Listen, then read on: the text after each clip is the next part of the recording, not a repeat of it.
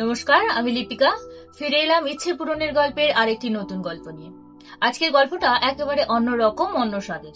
আজকের গল্পটা কোনো রাজা রানী বা যুদ্ধের গল্প নয়। আজকের গল্প আমাদের প্রাণের শহর কলকাতাকে নিয়ে। তবে কলকাতা সেই চেনা রাস্তা, মিষ্টির দোকান বা ট্রামের গল্প নয়। আজ আমরা কথা বলবো এক অদ্ভুত শব্দ, স্কোয়ার নিয়ে। শুনে নিশ্চয়ই মনে হচ্ছে এ আবার কোন স্কোয়ার? অঙ্কের স্কোয়ার নয় তো? না, একদমই না। এই স্কোয়ার হলো কলকাতা শহরের বুকের মাঝে থাকা সেই সব খোলা জায়গা, যেমন Santosh Mitra square, moon square, college square কিংবা নকুলেশ্বর ভট্টাচার্য স্কোয়ার। এই জায়গাগুলোর সঙ্গে আমরা সবাই কম বেশি পরিচিত। বউবাজারের সন্তোষ মিত্র স্কোয়ার হলো আজ দুর্গাপুজোর এক আইকন। বাইপাসের ধারে মনি স্কোয়ার আধুনিক কলকাতার কেনাকাটার বিখ্যাত ঠিকানা। কলেজ স্ট্রিটের কাছে কলেজ স্কোয়ার কলকাতা ছাত্রছাত্রীদের জীবনের স্মৃতির অংশ। আর কালীঘাট অঞ্চলের নকুলেশ্বর ভট্টাচার্য স্কোয়ার পুরনো শহর কলকাতার নীরব সাক্ষী। কিন্তু আজ আমরা এই জায়গাগুলো নিয়ে কথা বলবো না। আজকের গল্পের নায়ক হলো স্কোয়ার শব্দটি। আচ্ছা, একটা প্রশ্ন করি, আপনারা কি মনে করেন কলকাতার প্রাণভোমরা কোথায়? অনেকে ভাবছেন প্রাণভোমরা তো রূপকথায় থাকে, কিন্তু না, আমি বলছি একেবারে বাস্তব প্রাণভোমরার কথা, যেখানে দাঁড়ালেই বোঝা যায় এটাই কলকাতার আসল মেজাজ। সেই জায়গাটা হলো ডালহৌসি স্কোয়ার, আজকের দিনে যাকে আমরা চিনি বিবাদীবাগ নামে। এবারে সেই স্কোয়ার শব্দটির উৎপত্তি কোথায়?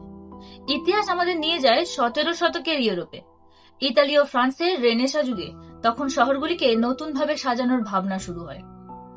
শহরের মাঝখানে তৈরি হতে থাকে খোলামেলা চত্বর, মানুষের হাঁটা, আলোচনা, মিলনের জায়গা। ব্রিটিশরা সেই ভাবনায় মুগ্ধ হয়ে তারা ভাবলো লন্ডনেও তো এমন জায়গা দরকার, আর সেই খোলা জায়গাগুলোর নাম দেওয়া হলো স্কোয়ার। ফলাফল, লন্ডনে তৈরি হলো একে একে ট্রাফেলগার স্কোয়ার, সোহো স্কোয়ার, কেনসিংটন স্কোয়ার। ট্রাফেলগার স্কোয়ার তৈরি হলো ব্রিটিশ নৌবাহিনীর ঐতিহাসিক জয়ের স্মরণে। নেলসনের স্তম্ভ, বিশাল ব্রোঞ্জের সিংহ আর ফোয়ারা দিয়ে সেজে উঠল, আর সেটি লন্ডনের সাংস্কৃতিক হৃদয়। সোহো স্কোয়ার শহরের কোলাহলের মাঝে এক টুকরো শান্তি, আর কেনসিংটন স্কোয়ার ইতিহাসের আর সবুজ অপূর্ব মেলবন্ধন।